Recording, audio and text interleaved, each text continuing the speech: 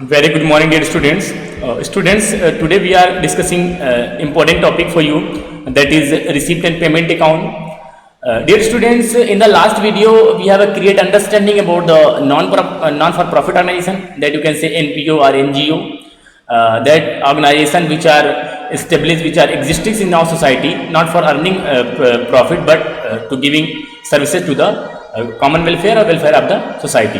तो समाज की भलाई के लिए कुछ ऐसे इंस्टीट्यूशन है जो बनाए जाते हैं, जिसको एग्जांपल के तौर पर आपको हॉस्पिटल, क्लब या अनाथालय वगैरह आपको बताया गया था। तो वो चीज़ें जो है सर्विसेज देती हैं पब्लिक को, सोसाइटी को वेलफेयर के लिए बनाई जाती हैं। That business, that organisation is established only for service motive, not to earn profit. तो वो एनपीओ के अंतर्गत लास्ट वीडियो में आपने सीखा था। And this types of organisation preparing financial statement, and out of that financial statement you have to make a receipt and payment account, income and expenditure account, and balance sheet. So so first of all I'm talking about the receipt and payment account. You can see on your screen receipt and payment account. So what is receipt and payment account? Students, receipt and payment account is same like as a cash book.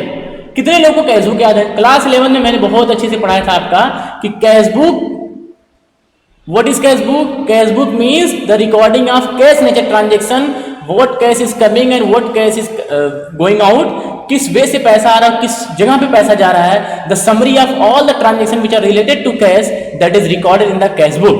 ठीक है, तो cash book जो cash nature के transaction को record करता था, ये आपको कैश बुक में हमने पढ़ाया था। Receipt and payment account same like as a cash book. Here two column, debit side and credit side. In the debit side you can see receipt, and in the credit side payment. तो when your cash is coming, देखिए मैं यहाँ पे अगर लिख दूँ, cash के दो पार्ट हो सकते हैं, या तो कैश आपका आएगा या तो कैश आपके पास से जाएगा। अगर कैश आपका आएगा तो डेबिट साइड में रिकॉर्ड करेंगे, जिसको आप रिसीप्ट साइड कहते हैं, रिसीविंग। ठीक, और अगर ये कैश आपका जाएगा तो ये रिकॉर्ड होगा क्रेडिट साइड में, जिसको आप कह सकते हैं कि आउटगोइंग। ठीक है, तो when cash is coming in the business it will be record receipt side, और you can say debit side. अब ये डेबिट क्रेडिट तो आप 11 से पढ़ते आ रहे हैं। ठीक है, and if your cash is going out from any way, any purpose, किसी भी पैसे के लिए अगर वो पैसा जा रहा है, किसी भी काम के लिए पैसा जा रहा है, doesn't matter for what expenses you are going to pay, doesn't matter for what things you are going to purchase, ये कोई मैटर नहीं करता। If your cash is out going from the business it will be record in the receipt and payment account. And same if your cash is coming in the business, doesn't matter for what reason the cash is coming, किसी भी कारण से क्यों पैसा आ रहा है कोई मतलब ही नहीं है। if the cash is coming in your organization for the NPO, that is recorded in the debit side, or you can say the receipt side of the receipt and payment account. so for a अब ऐसा तो है नहीं कि manufacturing का work है, यहाँ पे जो है पहले रॉ मटेरियल आएगा, फिर सेमी फिनिश गुड तैयार होगा, फिर फिनिश गुड तैयार होगा। जैसे कि आपने 11 में पढ़ा था कि ओपनिंग स्टॉक, फिर add purchases, less wages and direct expenses, indirect expenses. तो वो चीजें आपको करनी नहीं, ये नहीं कि आपको जो मैन्युफैक्चरिंग का वर्क करना है। This organisation is not to earn profit, it is not manufacturing anything, it is only giving services, that is intangible you can say. तो ये सर्विसेज जो देने का काम कर रही है, तो अगर सर्विसेज देने का काम कर रहे हैं तो यहाँ पे कोई चीज मैन्युफैक्चरिंग नहीं हो रही है, और अगर मैन्युफैक्चरिंग नहीं हो रही है तो इसका मतलब यहाँ पे आपको अलग से एक्सपेंसेस दिखाने की जरूरत नहीं है। सिर्फ एक वन वे चलेगा रिसीविंग, और एक वन वे चलेगा पेमेंट। कैश आएगा तो रिसीव, कैश गया तो payment. Okay student, so now I again told you about the receipt and payment account. तो receipt and payment account student same like as a cash book, जैसे cash book वैसे receipt and payment account. Cash आएगा तो receiving में जाएगा, cash जाएगा तो वो पेमेंट में जाएगा या क्रेडिट साइड में रिकॉर्ड किया जाएगा। ठीक है, एक एनपीओ में किस तरीके से पैसे आ सकते हैं? चलिए स्टूडेंट, अगर हम बात करें तो एनपीओ में पेमेंट करने के लिए सबसे पहले ये देखो, जब आप कैश बुक बनाते थे तो कैश बुक में क्या बनाते थे सर? जब हम कैश बुक बनाते थे तो कैश बुक में सबसे पहले क्या रखते थे? Opening balance, to balance BD. तो ये भी बेटा टू बैलेंस बीडी ही है। अब कैश में तो दोनों हो सकता है, कैश बैंक दोनों हो सकता है। हमने आपको 11 में पढ़ाया था डबल कॉलम कैश बुक, तो डबल कॉलम कैश बुक में कैश और बैंक दोनों होता था। अब यहाँ पे अलग से तो करना नहीं है, तो इसलिए आप दोनों के एक साथ रिकॉर्ड कर लीजिए, कैश और बैंक दोनों। So first of all opening balance of the cash will be put receipt side of the receipt and payment account. Okay, कोई दिक्कत तो नहीं है, पहला पॉइंट रखेंगे। अब बिजनेस के पास शुरू में कितना कैश था वो कैश तो रखना ही है ना, तुम्हारे पैसे किसी को दे दिया। इसके बाद रेवेन्यू रिसीप्ट, रेवेन्यू का मतलब ऐसे इनकम जो ऐसे रिसीविंग जो बार बार जो है होती रहे, जिसको आप रिकरिंग नेचर का भी कह सकते हैं। तो किस तरीके से पैसा आएगा, देखो सबसे पहले है subscription. You know about subscription, the amount which are given by the member of that NGO या member of that organisation, it is called subscription, चंदे का पैसा जो मेंबर देते हैं। General donation, donation given by anyone, कोई भी other party है, बट बिसाइड्स ऑफ मेंबर नहीं होना चाहिए। अगर मेंबर पैसा देगा बेटा तो वो सब्सक्रिप्शन होगा। यहाँ पे स्टूडेंट को बहुत डाउट रहता है कि सर डोनेशन और सब्सक्रिप्शन में क्या फर्क है। Subscription is the amount which are given by the proprietor, donation is the amount which are given by the outsider, not by the proprietor. And newspaper को सेल किया, न्यूज़पेपर वगैरह आता है तो वहां से पैसे आएंगे। सेल सेल ऑफ पीरियोडिकल्स, अगर आपके पास कोई पीरियोडिकल्स वो आप सेल किए हैं। सेल ऑफ ओल्ड मटेरियल, कोई भी पुराना सामान है आपने सेल कर दिया, तो जैसे फर्नीचर पुराना हो गया या कोई भी सामान पुरानी हो गई वो आपने बेच दिया। लॉकर रेंट, जहाँ पे ऐसे अनाथालय वगैरह होते हैं या बहुत बड़े इंस्टीट्यूट जैसे हॉस्पिटल वगैरह होते हैं, कोई भी ऐसी सेवाएं चल रही हैं तो वहाँ पे लॉकर वगैरह की भी सुविधा होती है जहाँ पे जो है इनकम के चांसेस हो सकते हैं, ठीक है। सेल ऑफ स्क्रैप, कोई भी कबाड़ चीज है वो आपने बेच दिया। प्रोसीड ऑफ शो, होता क्या है कि proceed of show, suppose that कि आपके यहाँ बहुत बड़ा एक बिल्डिंग है, बहुत बड़ा एक जगह है जहाँ पे कोई शो किया जा सकता है, कोई भी प्रोग्राम कराया जा सकता है, तो उसके वो जो प्रोग्राम कराएगा तो उस प्रोग्राम को कराने के बाद वो कंपनी या जो भी आपको जो पैसे देंगे वो पैसे भी आपकी इनकम मानी जाएगी, क्योंकि आपके पास एरिया अवेलेबल था और आपने उसको ऐसे ही दे दिया, ठीक है। और इसके बाद मिसलेनियस रिसीव, कोई और रिसीविंग हो गई, किसी ने भी दे दिया। एंट्रेंस फी, एंट्रेंस फी का मतलब है कि अगर कोई मेंबर बनना चाहता है वन टाइम के लिए, एक साल के लिए, तो वो मेंबर क्या देगा, एंट्रेंस फी देगा, ठीक है। ग्रांट इन एड, ये ग्रांट इन एड मतलब गवर्नमेंट की तरफ से ग्रांट आता है, वो चीज़ें भी, ठीक है। इसके बाद कैपिटल रिसीप्ट, कैपिटल रिसीप्ट मतलब लेगेसी। अब ये लेगेसी के बारे में आप आगे जानेंगे। लेगेसी का वैसे तो हिंदी अगर बोला जाए बेटा तो लेगेसी का मतलब होता है धरोहर। क्या होता है, धरोहर। और अगर इसको डिफाइन किया जाए तो legacy is the amount which are left by the member as per their will, ठीक है।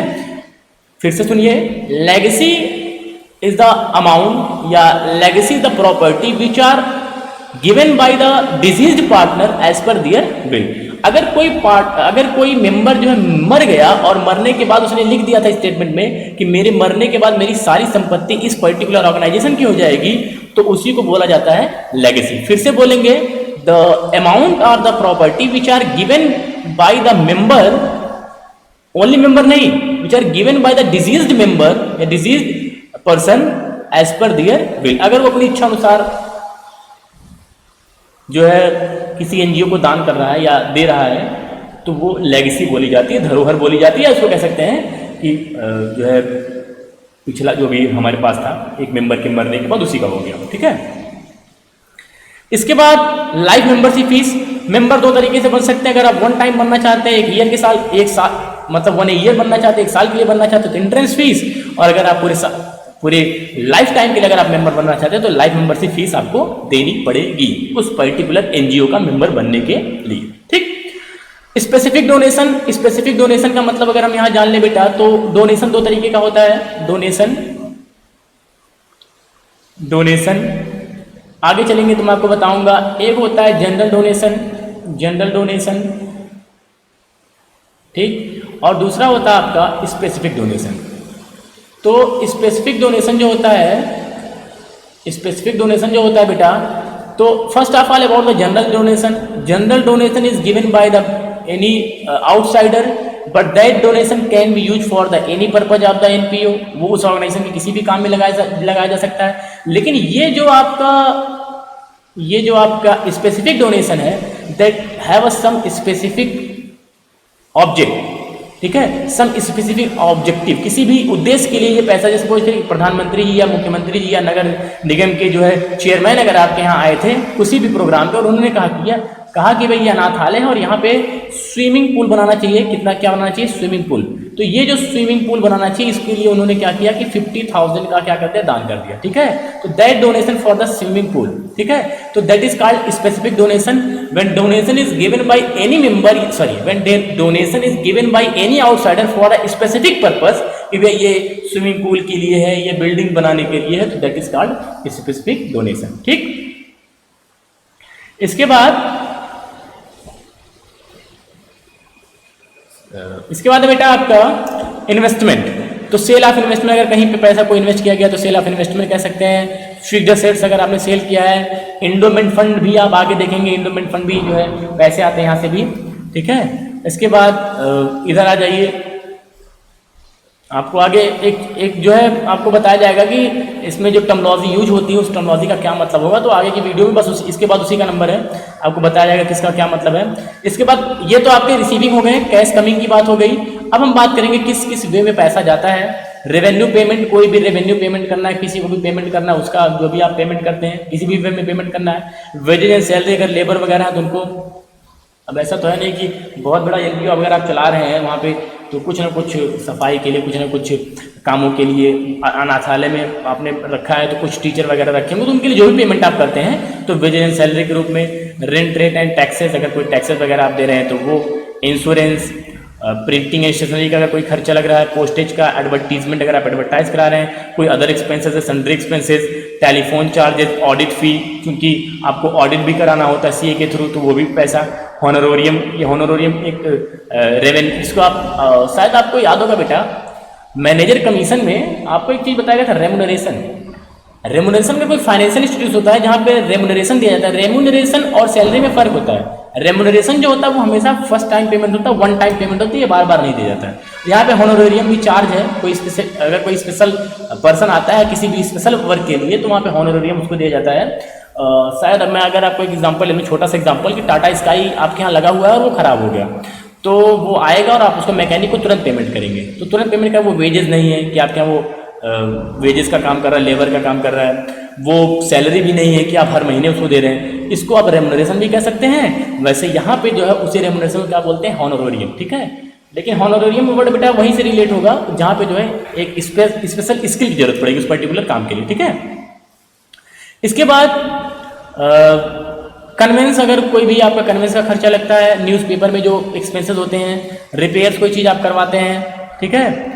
कैपिटल पेमेंट अगर आप कोई करते हैं, कैपिटल पेमेंट का मतलब आपने लैंड, बिल्डिंग, मशीनरी, फर्नीचर, ये सारी चीज़ें परचेज की हैं वो परचेज, अब फिक्स्ड एसेट अगर आपने किया है वो कोई इन्वेस्टमेंट परचेज किया है वो। इसके बाद क्या करेंगे, इसके बाद आप सबसे पहले करेंगे टोटल डेबिट साइड, ठीक है। चूंकि ये असेट्स की भावना रखता है तो असेट्स की वजह से सबसे पहले क्या ऐड होगा, इसका डेबिट साइड, और इस डेबिट साइड में से आप लेस कर देंगे लेस क्रेडिट साइड, ठीक है। और करने के बाद ये देखिए आपका बैलेंस आ जाएगा यहाँ पे, सॉरी, ये आपका यहाँ बैलेंस हो जाएगा, ये बैलेंस बैंक और कैश का। तो डेबिट माइनस क्रेडिट करने के बाद ये बैलेंस आ जाएगा, ठीक है। यहाँ पे अगर बेटा बात की जाए तो शायद आपको एक चीज़ ये ध्यान आ रहा होगा कि सर ने बताया थी, यहाँ देखिए आप ये पॉइंट, ये लास्ट में है बैंक ओडी। क्या कैश का निगेटिव बैलेंस हो सकता है? बिल्कुल नहीं सर, कैश का निगेटिव बैलेंस नहीं होता, कहना भी मत किसी से, कैश कभी भी निगेटिव नहीं होता है। लेकिन बैंक होता है, जी बिल्कुल होता है। बैंक में बैंक ओवरड्राफ्ट की फैसिलिटी जो निगेटिव होती है, तो यहाँ पे देखो बैंक यहाँ तो रखा है, अगर बैंक का पॉजिटिव में है, ठीक है, ये देखो ये अगर बैंक पॉजिटिव में है तो बैंक तो माना जाएगा, लेकिन अगर बैंक निगेटिव में चला गया बैंक बैलेंस तो वो बैंक ओवरड्राफ्ट के नाम से जो है ट्रीट किया जाएगा। ओके स्टूडेंट्स, तो ये आपका रिसीप्ट एंड पेमेंट अकाउंट का कंसेप्ट है। बाकी की नेक्स्ट देखिए, अब हम बात करते हैं नेक्स्ट है आपका feature and characteristics of receipt and payment account. तो फर्स्ट है नेचर, ये कौन सा नेचर फॉलो करता है, नेचर इसका है, अब सबसे पहले बात आपने सुना होगा असेट्स अकाउंट किससे रिलेट करता है, रियल अकाउंट से। तो इसका नेचर जो पूरी तरीके से रियल अकाउंट जैसा होता है। If assets is coming, if cash is coming, it will be record in the debit side, and if cash is outgoing, it will be record in the credit side, ठीक है।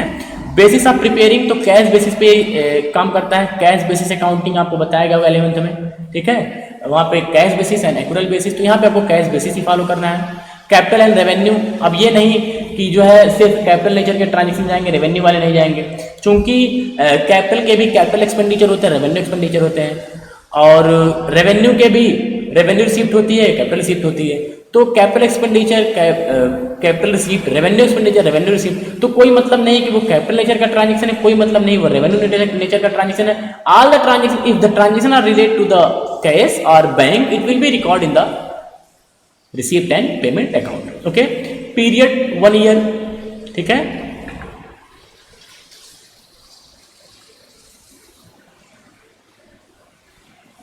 Period आपका 1 year कह सकते हैं आप इसको, 1 year.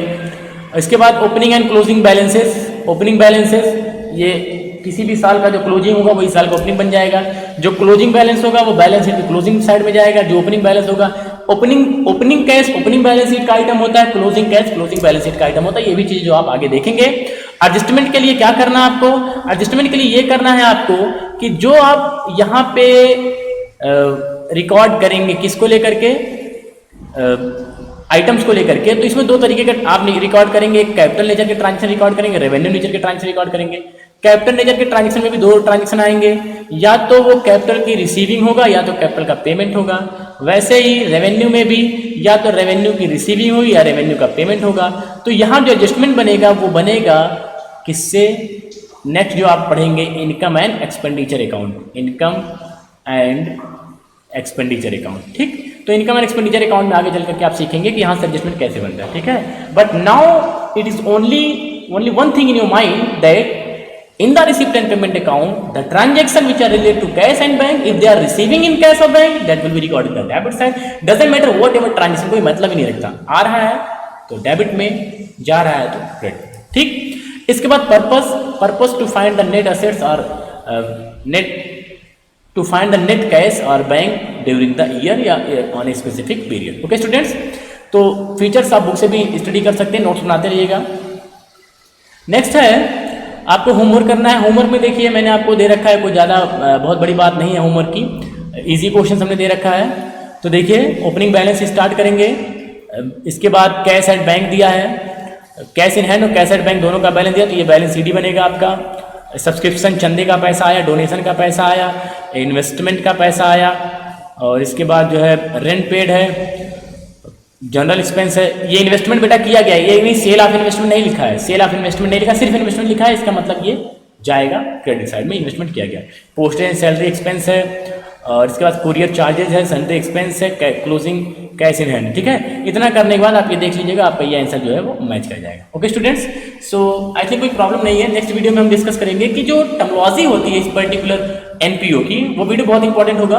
जो NPO की जो टर्मोलॉजी होती है, जैसे लेगेसी क्या होता है, एंडोमेंट फंड क्या होता है, सब्सक्रिप्शन क्या होते हैं, जनरल डोनेशन, स्पेसिफिक डोनेशन का क्या की कंसेप्ट है, वो आपको जो है नेक्स्ट वीडियो में बताया जाएगा। वेरी इंपॉर्टेंट वीडियो वो बनने वाला है। Okay students, so that is enough for today. Thank you, have a nice day.